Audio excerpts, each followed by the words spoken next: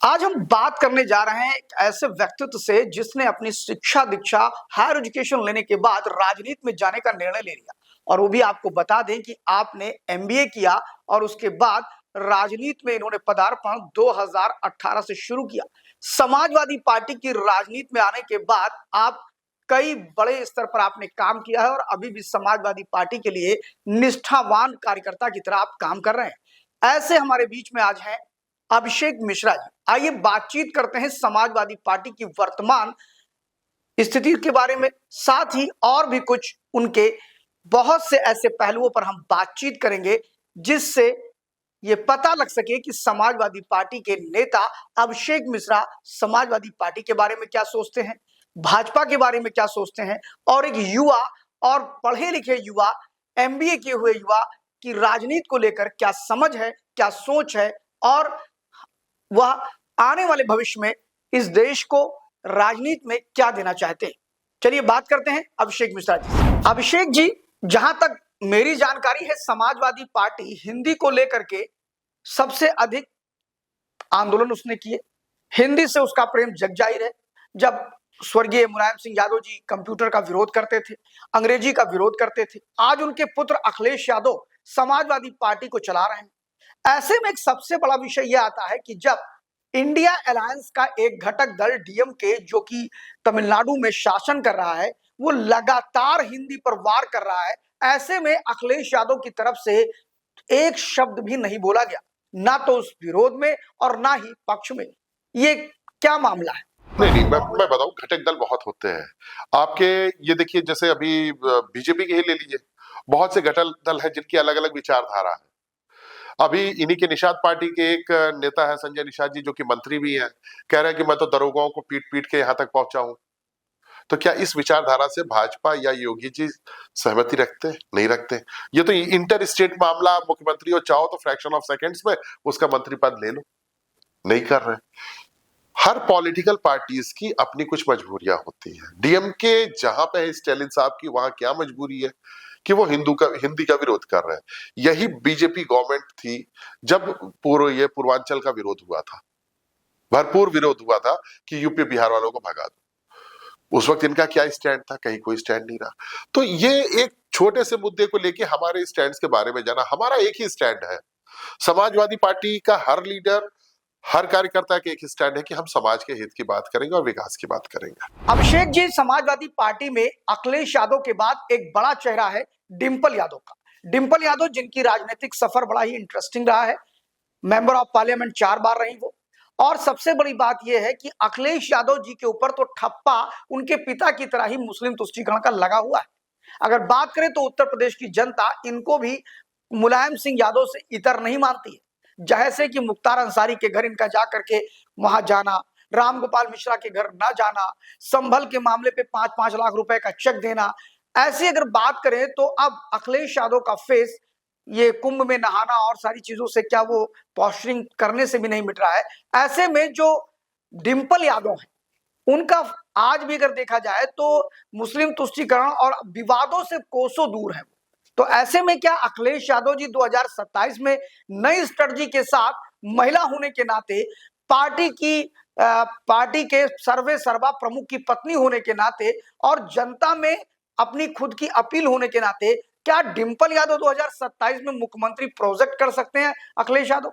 नहीं, देखिए, ऐसा है ना कि आप डिंपल जी को क्या अखिलेश जी से अलग मानते हैं? नहीं, हस्बैंड वाइफ है, पति पत्नी है, एक परिवार से है, एक पार्टी में है, दोनों सांसद है। हमें इस बात पे बड़ी हंसी आती है कि क्यों इनको आगे करके, क्यों उनको पीछे करके। विचारधारा की लड़ाई होती है, आदमी की लड़ाई नहीं होती है। कभी भी कोई लड़ाई आदमी की नहीं होती, विचारधारा की होती है। वो भी समाजवादी विचारधारा से ओतप्रोत है, अखिलेश जी भी समाजवादी विचारधारा से ओतप्रोत है। दोनों समाजवादी विचारधारा के लिए कार्य कर रहे हैं। आप दो देखिए, जिस भी मंच पे मौका मिलता है, दोनों आम जनमानस के लिए लड़ रहे हैं। तो मुझे नहीं लगता कि ये बहुत बड़ा कोई फैक्टर है या बहुत बड़ा कोई ऐसा, मतलब कोई ड्रास्टिक चेंज वाला पॉइंट होगा। समाजवादी पार्टी अपने विचारों पे काम करे, विचारों पे अटल है, जो लोहिया जी से हम लोगों के अंदर आई है, जो जनेश्वर मिश्रा जी की विचारधारा थी, तो रेवती रमन जी की विचारधारा, तो हम लोग उस विचारधारा से जुड़े हुए लोग हैं। हमें एक चेहरे से कोई लगाव नहीं है। हमारी विचारधारा से लगाओ। अभिषेक जी, जिस पार्टी में आप काम करते हैं वो पार्टी लोहिया ने बनाई थी, यानी लोहिया के आदर्शों पे चलने की बात मुलायम सिंह यादव जी करते बिल्कुल। रहे, अखिलेश यादव करते हैं। समाजवादी पार्टी का प्रत्येक कार्यकर्ता लोहिया की दुहाई देकर के इस देश में प्रदेश में राजनीति कर रहा है। और ऐसे में लोहिया को जहां तक मैंने पढ़ा है, उन्होंने कहा था कि राम मंदिर नहीं राष्ट्र मंदिर है, यानी जब राम मंदिर बनेगा तो राष्ट्र अपने आप समृद्धशाली होगा। ये वही लोहिया है जिन्होंने रामायण मेला शुरू कराया था, और उन्हीं लोहिया के अनुयायियों द्वारा अभी तक राम मंदिर के दर्शन नहीं किए गए, यानी कि अखिलेश यादव, डिंपल यादव, इन्होंने दर्शन नहीं किए। इसको आप कैसे लेते हैं? देखिए ऐसा है ना, हम बहुत चाहे, आज मैं हिंदू परिवार से हूँ, ब्राह्मण परिवार से हूँ, मैं बहुत चाहूं कि चला जाऊं गंगोत्री यमुनोत्री, जब तक परिस्थितियां जन्य नहीं बनेगी, जब तक हमें, जो कहते हैं ना कि देवी जब बुलाएगी तभी जा पाओगे, हम जहां रहते हैं वहां पे एक शक्तिपीठ है देवी पाटन, उस मंदिर में जाने के लिए होता है कि दिन भर में 3-3 बार सोचते नहीं जा पाते, हफ्तों लग जाते हैं, जबकि वहां से घर मेरा 35 किलोमीटर है, गाड़ी स्टार्ट करूं तो 20 मिनट में पहुंच जाऊंगा।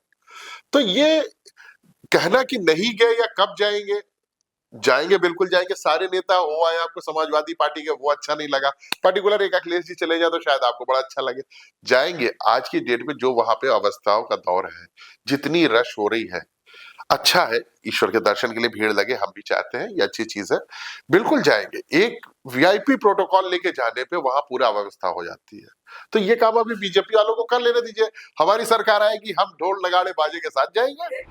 अभिषेक जी, एक और बात है, राम मंदिर के दर्शन जिन समाजवादियों ने कर लिए वो राममय हो गए, जैसे राकेश पांडे, जैसे अभय सिंह, मनोज पांडे, ये सारे लोग दर्शन करने गए, उसके बाद ये सब भाजपाई हो गए, यानी इंटरनल आप भी जानते हैं क्या हुआ। मैं उन्हीं की बात कर रहा हूं, जो मैं ये नहीं कह रहा सभी हो गए, बहुत से समाजवादी पार्टी को मानने वाले लोग अयोध्या गए हैं जिनकी राम की आस्था है, लेकिन ये कुछ अपवाद हैं जो बड़े नेता थे समाजवादी पार्टी के दर्शन करने का और भाजपाई हो गए। मैं भी गया था, अब आप समझ रहे होंगे। मैं भी गया था, हाँ, नहीं मैं समझ गया, लेकिन आप ये ध्यान रखें कि वो कब गए, जब उनका टाई अप उधर हो गया था तब गए। आज मैं भी तो दर्शन करके आऊं, मेरे पास तो आगे फोटो भी है, बट मैं नहीं गया, मैं आपके सामने बैठा हूं, समाजवादी विचारधारा के साथ बैठा हूं। अभिषेक मिश्रा जी, समाजवादी पार्टी के लिए आप 2020 से लगातार काम कर रहे हैं। समाजवादी पार्टी जो भी काम आपको देती है आप करते हैं। हर व्यक्ति जब राजनीतिक क्षेत्र में आता है तो बिना अपेक्षा के, बिना महत्वाकांक्षा के नहीं आता है। आप अपनी भूमिका कहां देखते हैं समाजवादी पार्टी में? एक विधायक के रूप में, एक सांसद के रूप में, या एक सामान्य कार्यकर्ता के रूप में? एक आम कार्यकर्ता के तौर पे जुड़े थे, माननीय राष्ट्रीय अध्यक्ष जी ने बीच में पद दिया तो मैंने पद भी लिया हुआ था, उन्होंने आदेश दिया कि आप मेहनत करो, क्षेत्र में रहो, इलेक्शन के लिए भी आगे आदेश होगा तो आगे जैसा उनका आदेश होगा राष्ट्रीय अध्यक्ष जी का वैसे ही कार्य होगा। वरना एक आम कार्यकर्ता के तौर पे जो एक भूमिका होती है पार्टी के विचारों को हर मंच पे ले जाने की, पार्टी के विचारों के संरक्षण की, पार्टी के हित के कार्य करने की, वो लगातार कर रहा हूँ, आजन्म करता रहूंगा। अभिषेक जी, आपको क्या लगता है कि समाजवादी पार्टी की स्ट्रेटजी पीडीए का उपचुनाव में ध्वस्त हो जाना, उसके बाद भारतीय जनता पार्टी का नए पीडीए स्ट्रक्चर के रूप में आना, और जैसे जैसे घटनाक्रम बदल रहा है, संभल हो चाहे जो भी हो, क्या आपको लगता है कि इसके दुष्परिणाम या परिणाम आपके पक्ष में आ सकते हैं 2027 में? आप माननीय राष्ट्रीय अध्यक्ष जी को मुख्यमंत्री की कुर्सी पे देखेंगे। धन्यवाद, बहुत बहुत धन्यवाद। जैसा कि आपने देखा, हमारे साथ अभिषेक मिश्रा समाजवादी पार्टी के नेता थे।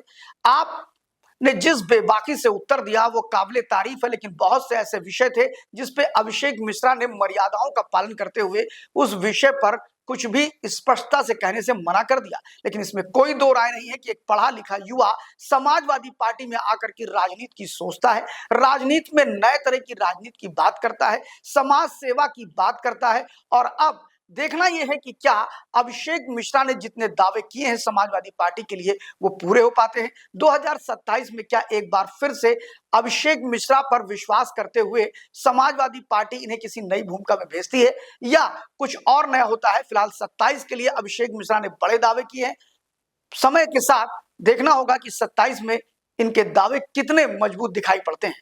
फिलहाल बने रहिए हमारे साथ, किसी और शख्सियत के साथ हम फिर आपसे मिलेंगे। लाइक करिए, कमेंट करिए, और इस सारी बातों को हम चाहेंगे कि आप कमेंट करके अपनी भी राय दे। आपकी राय लाइव यूपी न्यूज़ 24 के लिए बहुत महत्वपूर्ण है। लाइकिंग के साथ साथ कमेंट जरूर दीजिए नेता के बारे में, पार्टी के बारे में, हमारे द्वारा पूछे गए सवालों के बारे में। देखते रहिए live news 24। Thank you very much.